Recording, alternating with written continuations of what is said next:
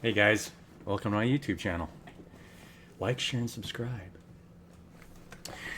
So today is Saturday. Let's talk about the bigger picture. What is the bigger picture?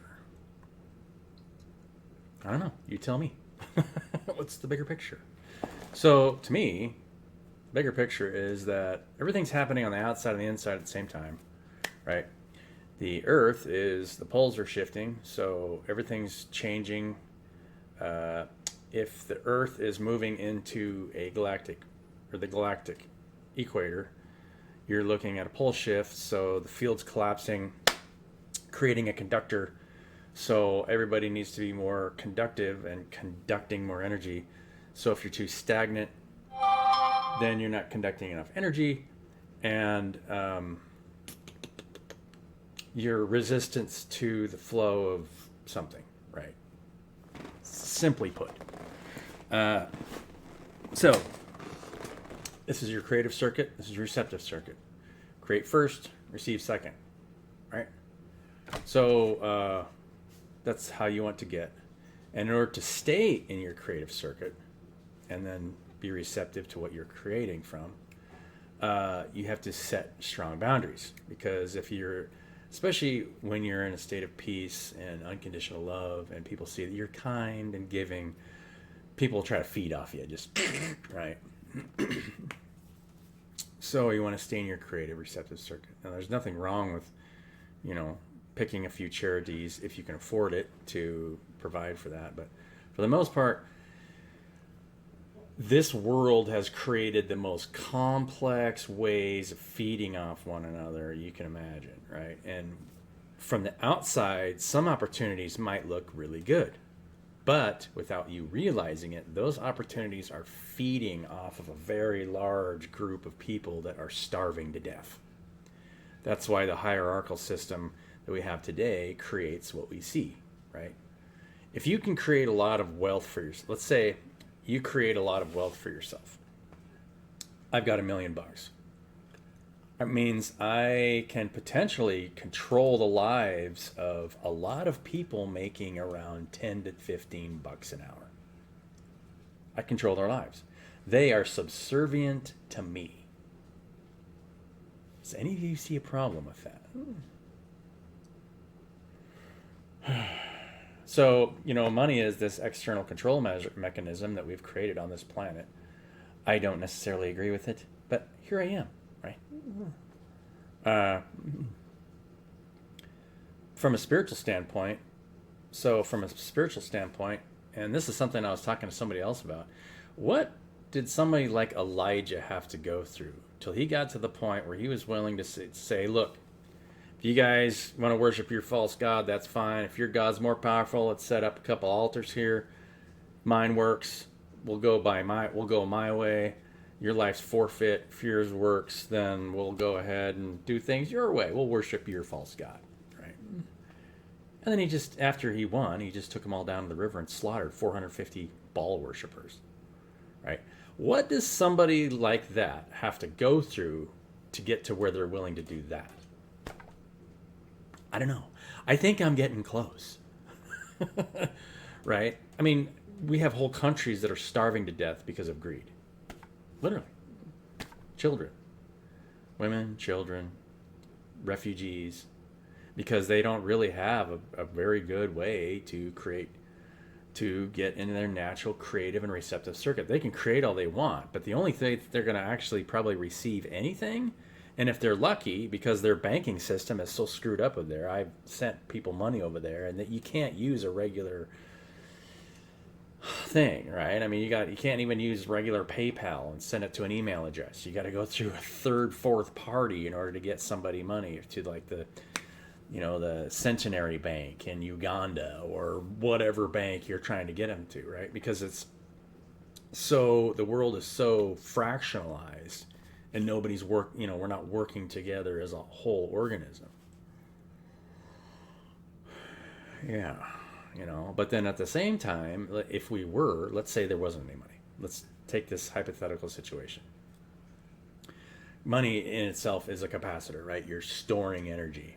You're storing this energy, and then you're using that energy, That's how everybody's accessing commercially goods and services, right? So you've created this capacitor here. That's all it is. You can use couches, right? We can use couches for currency. I don't know, whatever. It doesn't matter. Silver, gold, Federal Reserve notes, blocks of rock, whatever, right? I think that's my girl. So the problem with that is if you have an unequal value system between people, then they have different access levels to there. And if it's the reality is right, we're pouring positive energy into one another and receiving what we get back, right? If you're not putting positive energy into the people around you, then you'll get negative energy back, right? If you're pouring negative energy, people will try and pull off you, and then you'll actually attract, even though you're putting out positive energy and you're putting out love and kindness to the people around you. A lot of times you'll get people trying to feed off you because they say, ooh, this is a nice person, they must be giving, right? They're talking about giving to Uganda, let's get them. Mm-hmm. But if you're giving altruistically and you're finding out who and what people are, the kind of people that'll help you, especially if you pay somebody and then they just keep wanting more and you never get anything out of it, right? It's like, what did I get from this? I didn't get nothing, right? I don't know how many, I've gotten some conversations from people. I'm not going to pay someone to talk to me ever again, right? I mean, I have done this in the past. For those of you who are coaches or interested in becoming a coach or anything like that, you can sell information in this world, sure. But that's kind of what we're all doing here is, even if we didn't have money, we're kind of selling ourselves to each other because that's what makes you attractive. That's why you pull people in, right? A lot of times so many people get so concerned about the law of attraction, they forget the fact that they're not giving anything in return for whatever they're, like if you're attracting a lot of people, what are you providing, right? What are you creating? Are you creating something that somebody can consume that's healthy for them? Are you creating something that's shelter for them? Are you making them feel better in any way? Those three. If it's not in those three, there's entertainment, right? People pay. I pay for entertainment. We all want to be entertained by and see whatever the other people's creations are. But, don't want to try and buy entertainment claiming that, hey, I can help you scale your business, right? That's so goofy. I don't know, you guys. Just my Saturday musings here. We should pull some cards, shall we? Anyway, the point I was getting at was that if you're worshiping the created versus the creator, we are the creators. This vessel isn't. It's a created thing. This house, the things that you see out there, anything you see, feel, taste, touch, even experience extra-dimensionally, those are created images, right? Seven of Swords. It's just created. Always worship the creator behind those things. And so, I love spending time with people. Death. I love spending time with people who want to be creative, right? Let's build something together.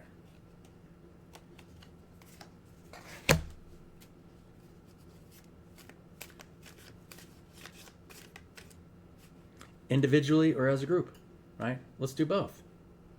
I'm going to keep my YouTube channel. I doubt it'll be a group project, but I would love to have group creative activities. And then you naturally receive. If you're providing something for the community that the community needs and wants, you'll be provided for.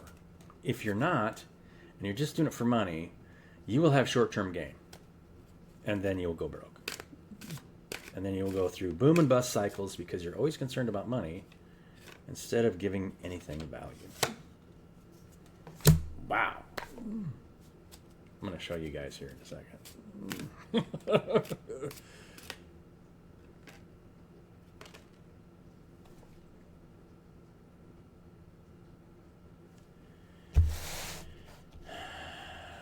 it's hard to find something that's going to give somebody more value than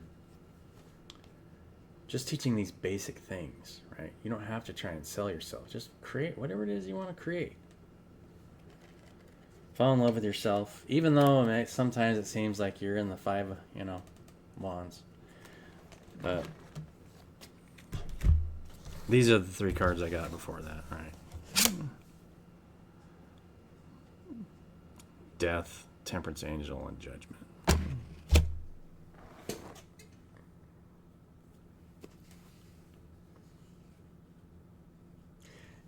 This is like reflection, being honest with ourselves, judging the way we have been in the past, and then bringing healing to the situation, right? Healing is in the middle, right, between death and judgment.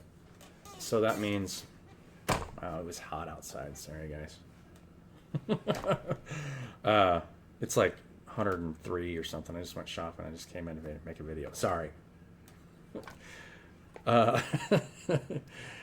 At least you can't smell me, right? I mean, you're on the other side of the screen. That's good. I mean, I did shower, but it's hot.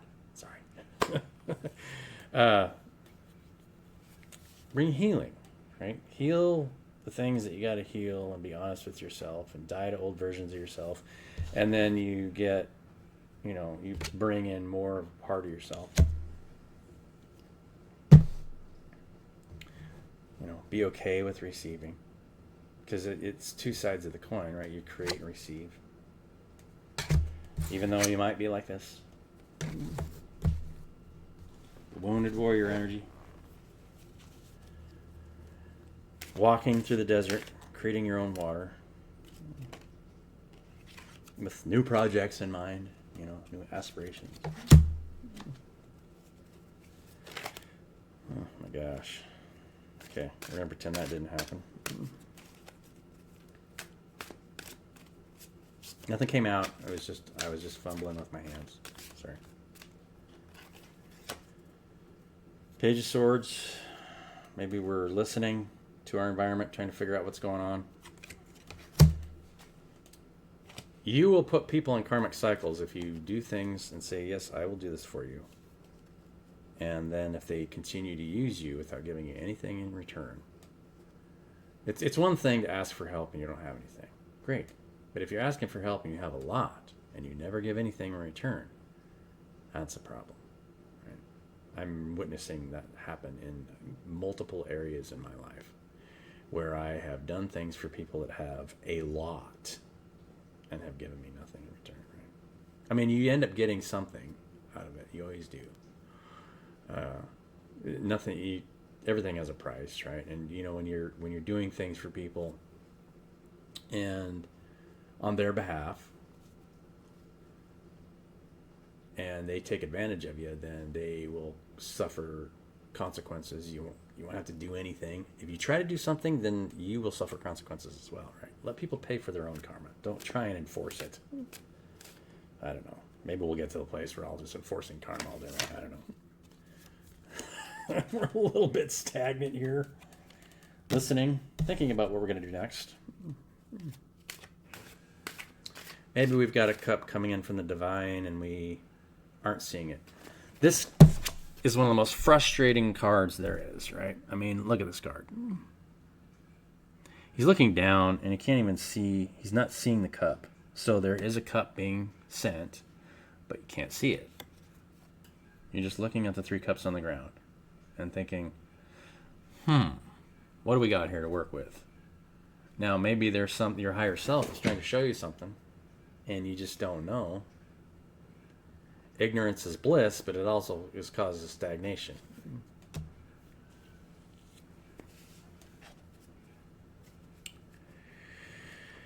Yeah. So the point of the story, as I was trying to get at, is set strong boundaries when people are using you. It looks like we are leading to some form of success, right?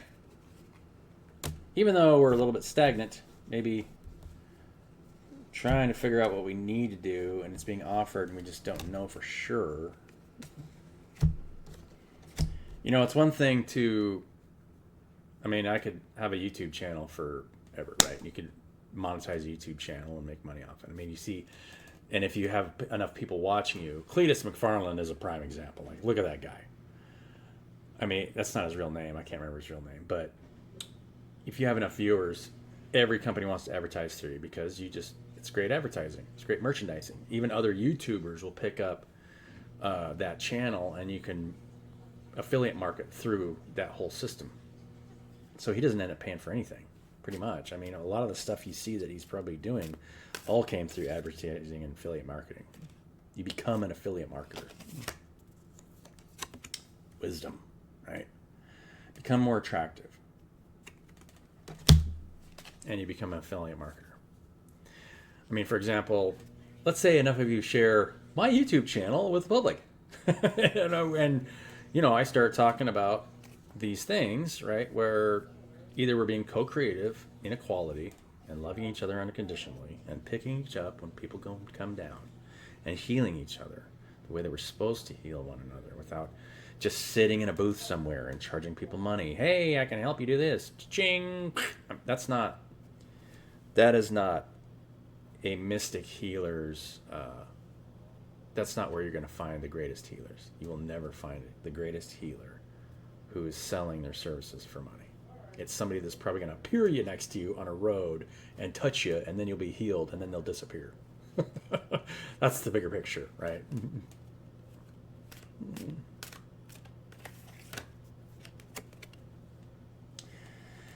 Yeah. So everything's leading to a good place, right? Wisdom, victory, family celebrations, celebrations as couples. So let's get an oracle card, and then I'll call it a day. You guys, if you guys have made it this long, you love me, and I appreciate you. Even if you don't love me, I appreciate you. Even if you hate me, I appreciate you. We are one body. Celestial teacher. We are one body. Mind, heart, and soul. Love you guys. Have a beautiful day. And I will definitely catch you on the next one. Love you so much.